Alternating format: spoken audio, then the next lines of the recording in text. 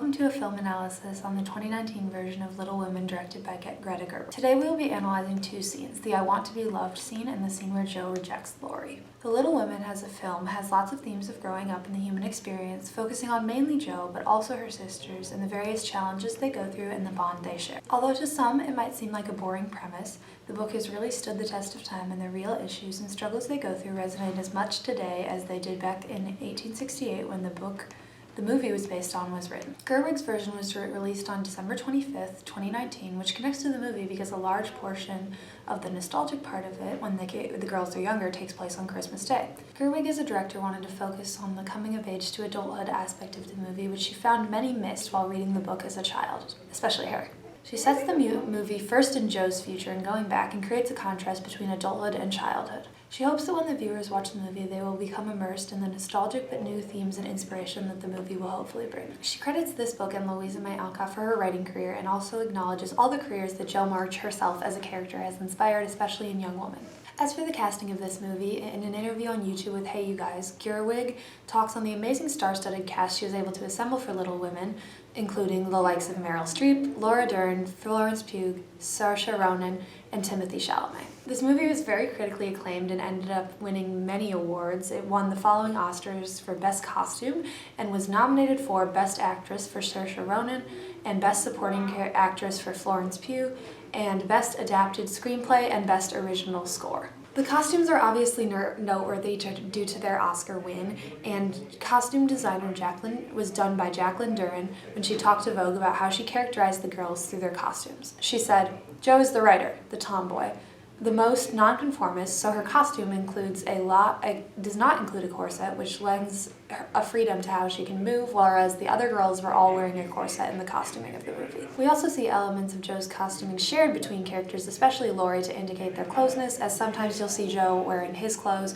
or him wearing her things, such as a ring that he wears throughout the whole movie that she gave him. Now first we're going to start with the scene of Jo rejecting Laurie. So just for some background on this, Jo and Laurie are childhood friends. They have grown up right next to each other as next-door neighbors as he lives with his grandfather after being orphaned. Jo helped Laurie break out of his sheltered life that he had under his grandfather, and Laurie is the only guy that Jo and her sisters willingly accept into their household, as he's as much a March sibling as the rest of them and very much a part of their family. So starting off this scene, we can automatically see the closeness between Jo and Laurie in the costume due to their costuming, which throughout the show they will switch clothes, like I said before, and in this one, Jo specifically is wearing a vest that Laurie himself wore earlier in the movie. Laurie, as we will see in this scene, has always loved Jo and asks her to marry him, and Jo never had a particular interest in Laurie despite their close friendship and is entirely independent at this point in her life and therefore denies his proposal, as we will see as the scene goes on. So just a bit for the setting, this was all filmed in Concord, Massachusetts for the most part, and they have this discussion on a hillside discussing the future, and the setting provides a very whimsical childhood feel and all the greenery and the soft lighting of the gradually setting sun. So the scene starts on the hill and with Jo's and Laurie's backs to us, and we see just the huge magnificent outdoor scene, which is very colorfully lit, and this movie actually took a lot of creative liberties with the lighting of it. When it's more warm lit and like colorful, it's usually reminiscent of childhood, and as this scene is one of the last referenced of the childhood ones, it's lit very similarly to the rest of the childhood parts of the movie. Ambient noise is used throughout this shot and just scene in general to simulate the environment, as they are clearly outside, and it helps to immerse us in it.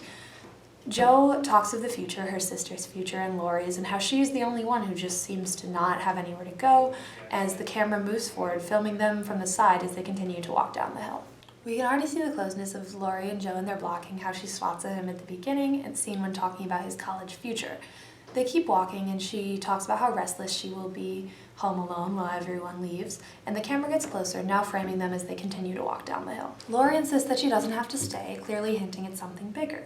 She turns away, jokingly insisting that they should just run away and join a pirate ship, as good-natured as their friendship is. But the camera zooms in and we can see the joyful look on her face that so resembles her character with her jokes and mischief, and of course this joke that she's making right now. When the camera cuts to Laurie, however, we see his face is not joking, he's entirely serious, he's clearly suggesting something bigger, and it's not just jokingly to run away or give Jo but literally to give Jo a better life, and obviously, as we already know, with him. So we see that his face is literally anything but joking, with the top of the hill to his back, and he is very serious, and he just simply shakes his head at this suggestion, which automatically hints to the seriousness nature of this scene. Despite the colorful childhood lighting and jokes Joe is making, this is actually a serious life conversation. You can see Joe's face start to change as she realizes this, and she immediately shuts him down, and it cuts back to Laurie, who now seems more desperate. He walks at her this time instead of with her, pursuing her instead of them moving in harmony like they were before. This blocking shows the change in the dynamic, as Joe clearly knows this conversation will change their relationship forever. The shot moves with them, bouncing slightly as they move until Joe finally stops. His pleading of his love for her is interrupted when we see her face again, this time as desperate as him, but not for love, for the end of this conversation. In this shot of her upper body and face, we can again see the jacket that she's wearing that was Laurie's, which kind of ironically contradicts this scene because it shows their closeness right as she's trying to push him away. The camera cuts back and forth between them as he tries to talk and she tries to shut him down, and it cuts to show the reactions of both of them to the situation while usually the other character talks. Laurie insists on this, listing everything he's given up for her and how true his love for her really is.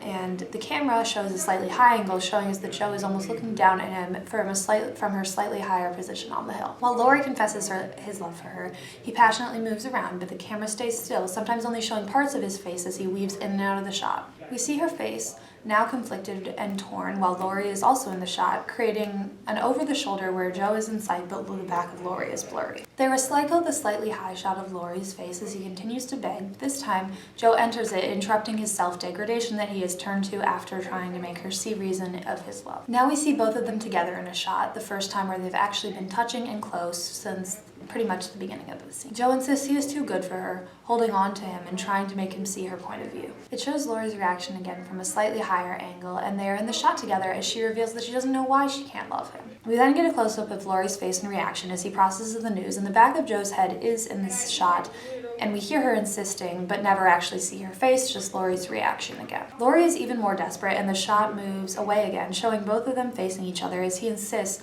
that it is what others expect of them as well, not just what he wants. She holds him, but not in a loving way, as if she's trying to soften a blow. We see his reaction as she insists that she will be right and he will thank her eventually, and she then moves out of the shot and we are left with just Laurie, a close-up of his face and upper body, as he breathes heavily and struggles with this information.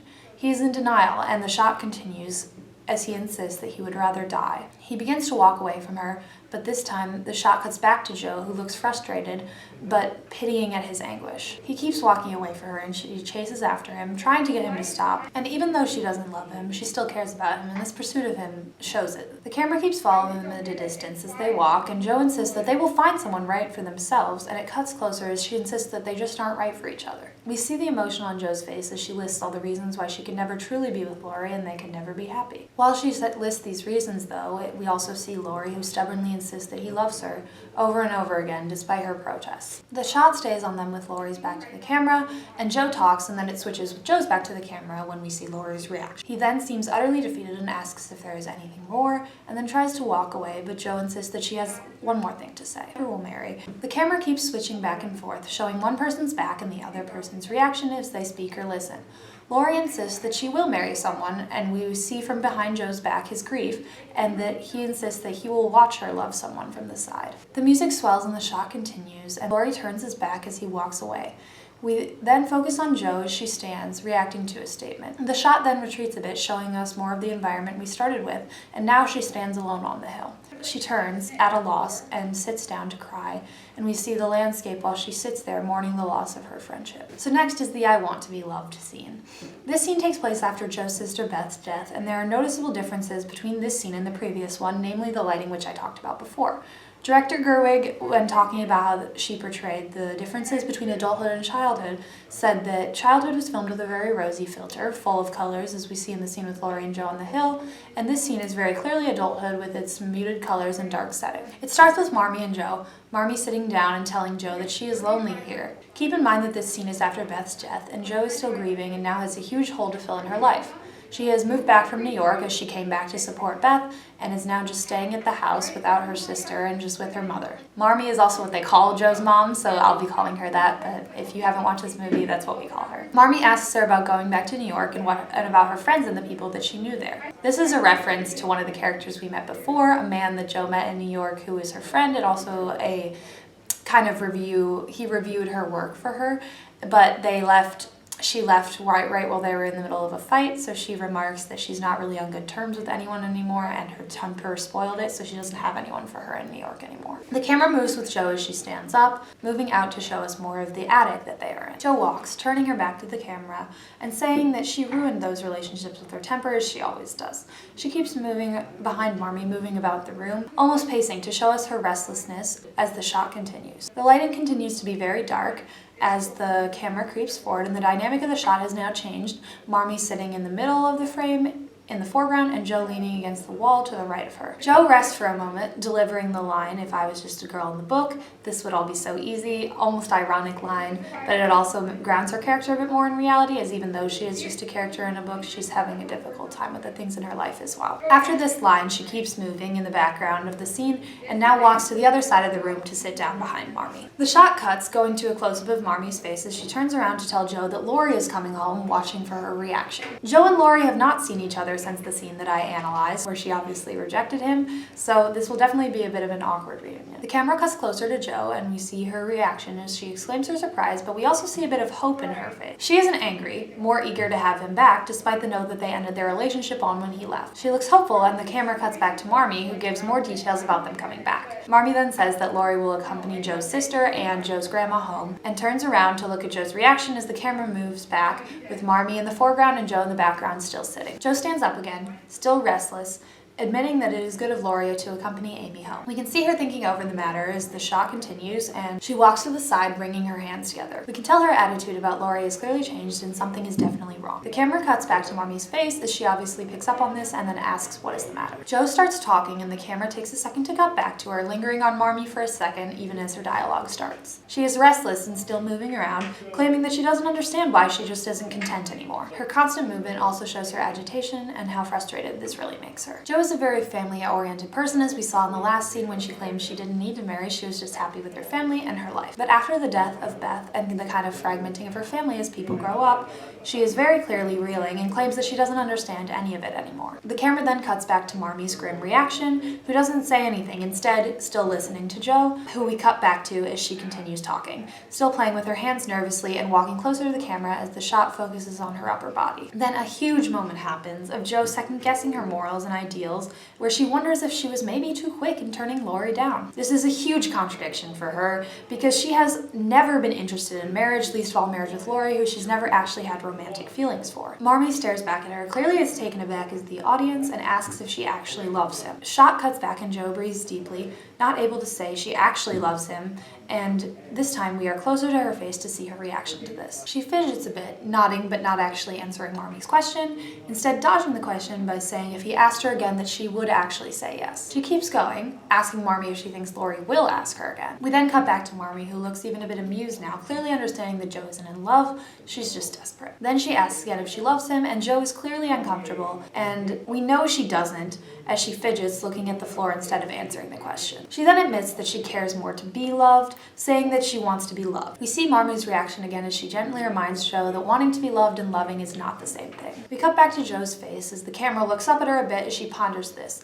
She says she knows this, turning away, and we watch Marmee's reaction as she wordlessly watches Jo, and again, Jo starts talking as the camera lingers a bit on Marmee before cutting back to Jo as we watch her. And this is perhaps the most impactful moment of the scene, where we see Jo tearing up and getting passionate about her struggles. She insists, "You know, I just feel like women, they have minds and they have souls as well as just hearts, and they've got ambition and they've got talent as well as just beauty, and I'm so sick of people saying that love is just all a woman is fit for. I'm so sick of it.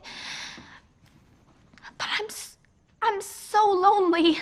And then she ends by admitting her loneliness, and we see how the loss of Beth has made her so terribly desperate for love and affection. After her exposition, we zoom back a bit, now showing the entire attic with Jo standing, her hands in her face to wipe her tears, as Marmee sits, watching empathetically. We stay like this as Jo covers her eyes, and the scene ends. These two scenes contrast each other because it shows Jo's view of love and how her attitude changes based on the events occurring in her life. After the tragedy and death of her sister, she changes her outlook on love and becomes a bit desperate. While not necessarily in love for Laurie, she reconsiders his proposal, a proposal that before she adamantly turned down.